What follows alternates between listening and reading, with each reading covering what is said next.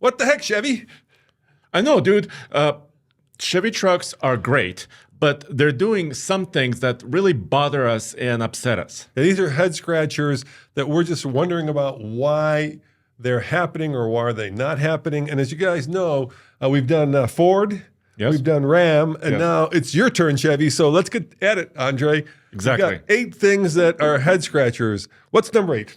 Well, number 8, the recent sales numbers say that the Chevy Tahoe and the Chevy Suburban sales are down. You could check it out on oldtfl.com or tfltruck.com. And this is a little bit worrisome because it's the best-selling SUV, and it's down, and the new one is coming, and I just actually saw it in Texas. Yeah, and that was also a little bit of a head scratcher because they didn't change much, did they, Andre? Exactly, and this could be even more worrisome because they didn't change it much because it has been successful in the past. So when the manufacturer has a bestseller, they sometimes tend not to change it.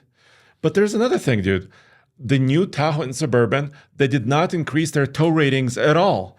And they tow between, the maximum ratings are between 7,800 pounds and about 8,400 pounds, which is now the lowest in class. You think we've reached the point of maximum towing given the constraints of the current technology?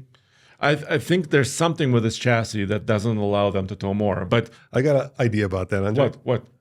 What size wheels and tires are these things rolling on? 24s now. Whoa, that's a lot of 24-inch wheels. that's a lot of weight and tire. Yeah. I wonder if that affects towing. It might, but also now Tahoe and Suburban switched to independent rear suspension, right? That allows them, they did it about 4 years ago. That allows them to have more interior space, but it may be hurting them. So what the heck, Chevy? We want more towing capacity in your Tahoe and Suburban. All right.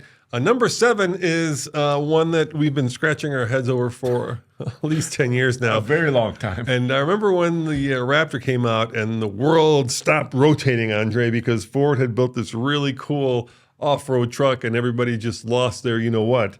And then, of course, Ram came along and did the same thing. With the TRX. And Toyota kind of followed with some of their trail hunters now. But Chevy has steadfastly decided not to play in that pond. Well, so they have the ZR2 line of trucks. Yes, but we know there are really 3 things that make a Raptor worthy competitor, right? First, their styling, which this ZR2 has. Wide body. Next is suspension, Yes. which it also has. And perhaps most importantly is powertrain. Like very special powertrain. We're not talking about adding an air intake system or an exhaust system on an engine.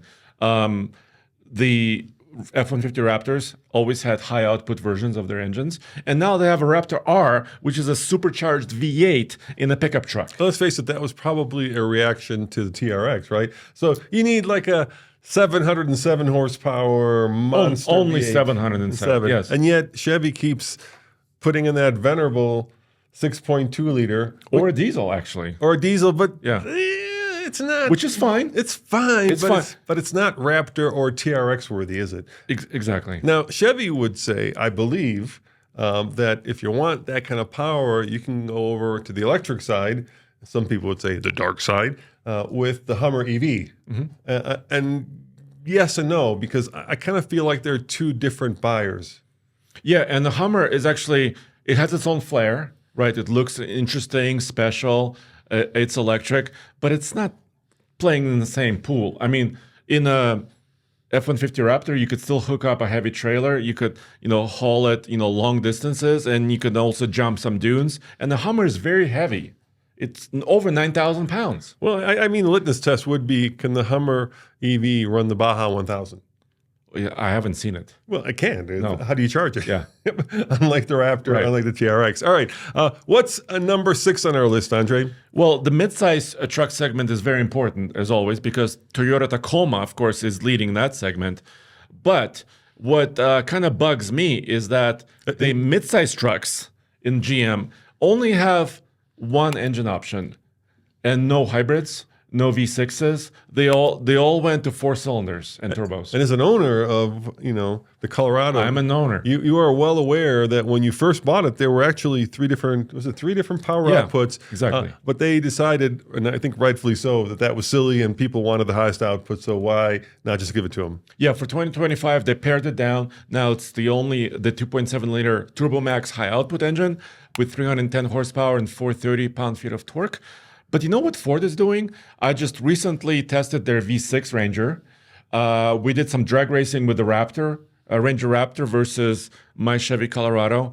And Ford is offering at least 3 different powertrains and tuning from the factory. And Toyota is offering hybrids and other options in their engines. Yeah, I can't help but there was a missed opportunity. So in the previous generation, Andre, as you know, they had that 2.4 liter... 2.8 Baby Duramax. Yeah. And now in the midsize segment, they offer, like you said, only the little 4-cylinder turbo. Yeah. But in the full size, they do have that 3-liter diesel. Yes.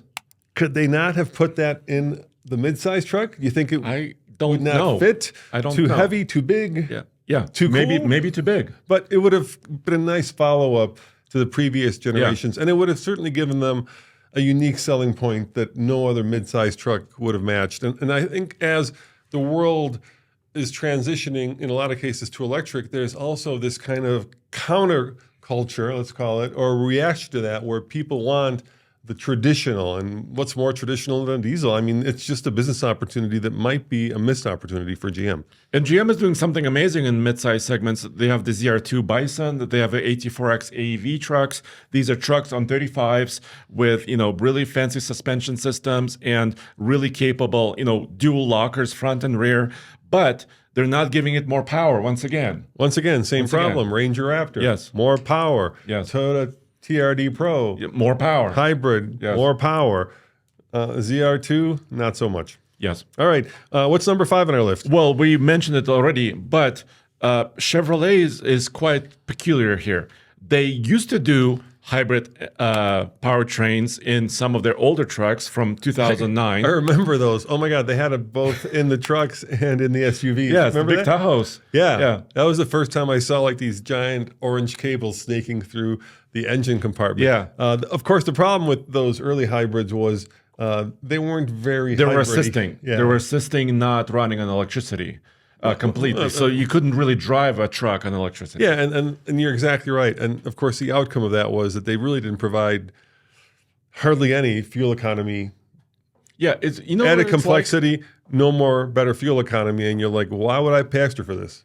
It was similar to what Ram was doing with eTorque, right? So it's kind of a tiny battery, a little electric motor that's kind of assisting you, but it wasn't a huge benefit. And they, to this day, we're talking about 2025 model year trucks. They don't have any hybrids in their trucks at all. What's below mild hybrid? Because that's what those were. Is there such Extra mild? Extra mild, yes. Super mild? That would have been a good one. Super mild. Super mild. Yes. That's not a good truck name. No. All right. Number 4. What's number 4? What the heck, Chevy? Yeah. So HD trucks, right? So HD trucks are working vehicles, and specs are super important in my view.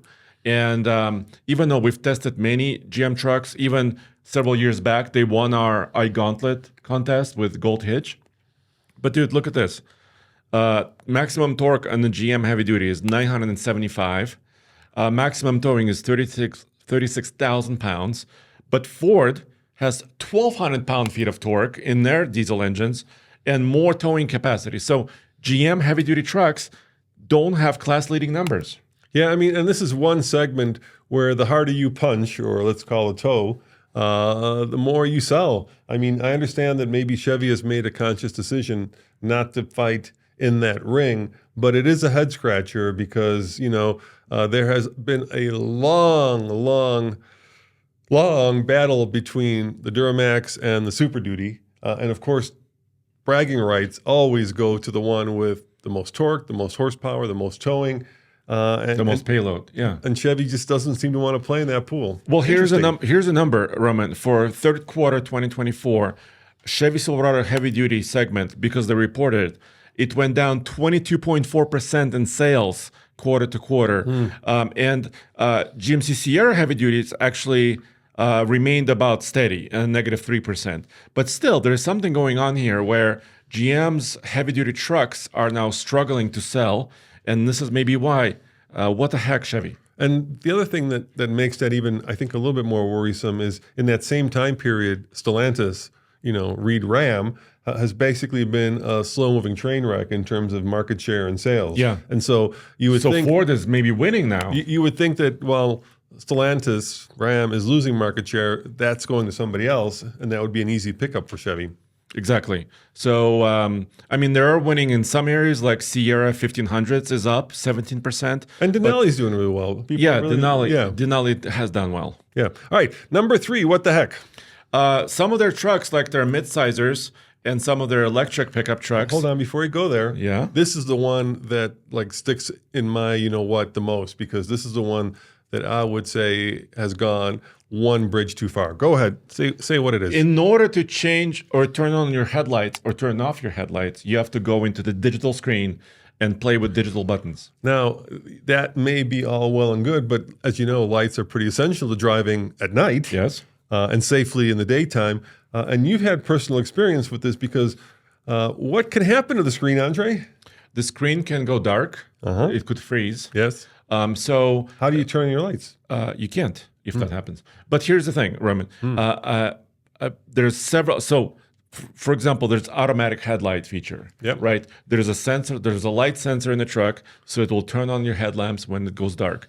But there's many use cases, like camping, like towing. Because whenever we tow during the daytime, I usually turn on my headlights because I need to see my trailer lights come on, right? It's a safety thing. So how do I do it? I have to go into the screen instead of flipping a knob or pushing a simple button. So that's not cool. Yeah, this seems like a no-brainer. If it's something essential to the vehicle's usability, just make it a real button. GM, come on. Don't. Or a shortcut. There has to be some obvious way, instead of waiting for the screen to boot up, right? Yeah. And actually push it up. I lived through that time when a lot of cars had pop-up headlights, right? You remember that? Yeah. But there were always manual backups built in where you could go and you could open the hood and manually crank the headlight, because engineers understood how important it was to have headlights. Yes. And yet here we are going, I would say, in the exact opposite direction. All right. Number 2, what the heck, Chevy? Well, this I think this irks many people, not just you and I. And on a lot of their electrified pickup trucks, because there's more and more of them now, Silverado EV, Sierra EV, Hummer EV, GM is going away from Apple CarPlay. Yeah, they're using a Google-based or Android-based system to run the software. But for some reason, they decided not to include Apple CarPlay. Now, I don't want to get into Android-Apple wars at this point. Sure. But I can't help but feel, Andre, that cars are becoming an extension of your phone, and then having the ability to seamlessly switch from, let's say, listening to a podcast while you're walking your dog to then continuing to listen to it while you're driving to work is becoming more and more critical to people. Not to mention, all the other things like having your phone contacts in there, having your navigation, and yet that's not doable if you're a iOS user and you decide to go with the Chevy electric truck. There are workarounds, and Chevy will have those, but Tesla has those as well, because Tesla doesn't do it as well, and those workarounds are okay. But man, it's so nice to have all that stuff seamlessly incorporated, especially like texts, right, where it just transfers without you thinking about it. Podcasts, like you said, a variety of things. And yes, their system. So here's the beauty about Apple CarPlay, and especially wireless Apple CarPlay, at least for me, I'm an Apple user, is that it's, it recognizes my voice easily. It's very natural. And in previous years, manufacturer systems were always behind. Either they didn't understand my voice or my accent or what have you. They were not usable. They're improving, right? So GM is improving their systems, but still, there's a hitch there. All right, number 1. I'm going to give you an idea here. All right, for number 1. Yes. Chevy. Here, this one's free. Okay, feel to run with it. The Chevy Super Love. Super Love? Chevy Super Love. Are you talking about the classic Love trucks, LUVs? Yeah. Bring back the compact truck, Chevy. For God's sakes, you had the thing back in the day. You still have it in other markets. In other markets, you build compact trucks, but yet you have not answered the hugely successful Ford Maverick, and yet you could pull out that Chevy Love name from your archives of classic old trucks, call it the Super Love, the Double Love, I don't know, Triple Love, whatever you want to call it. People would love the Love or whatever you want to call your compact truck, but go fight it out with Ford in that segment. I can't help but feel that compact segment is where kind of the interest and action is right now for especially a lot of new truck buyers, right? So what's happening is there's this shift from people, first it started with passenger cars going to crossovers and then SUVs. And now, because of largely driven by electric trucks, a lot of traditional car and SUV and crossover buyers are buying trucks. And what's more comfortable than a small compact truck that's easy to park, that fits in your garage, that is usable to haul your stuff? It's a good solution. I see why people are buying it. But Chevy, you need to have something there, especially Andre, especially given that the Colorado Canyon twins are now, let's face it, full-size trucks from like 10 years ago. And also the prices keeps moving up, right? And I think this is the beauty of the Ford Maverick. Of course, it used to be $20,000. It's no more that. I mean, it starts now near $26,000 or $27,000. But if you consider that the midsize trucks are now starting at like $37,000, $38,000, $39,000, $40,000 or above, you need an entry point, like you said, for a car person or an SUV person to step into the world of pickup trucks. Look, they have a Montana in like South America, right? A Chevy Montana. That's a cool American name. Very cool name. It exists, but it's, at least as far as we know, it's not coming to the US. And I think it would help Chevy sell more trucks in general. All right, Mary, let's just me and you talk. Who's Mary? Bara. Okay. Mary, you and me talk, okay?